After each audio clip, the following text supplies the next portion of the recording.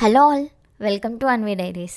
Already మన ఛానల్లో దొండకాయ ఫ్రై ఎంత హిట్ అయిందో మనందరికీ తెలిసిందే, అందరికీ నచ్చేసింది.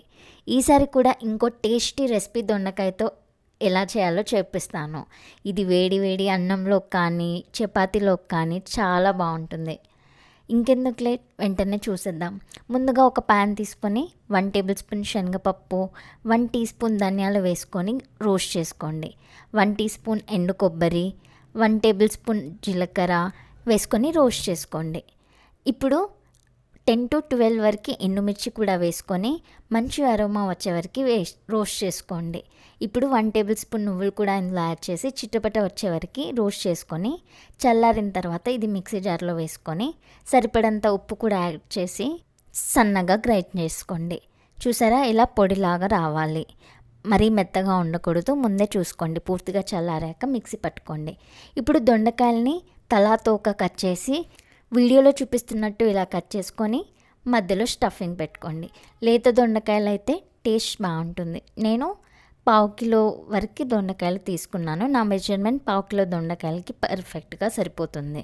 మీరు తీసుకున్న దొండకాయలని కొలతను బట్టి కొంచెం అడ్జస్ట్ చేసుకోండి.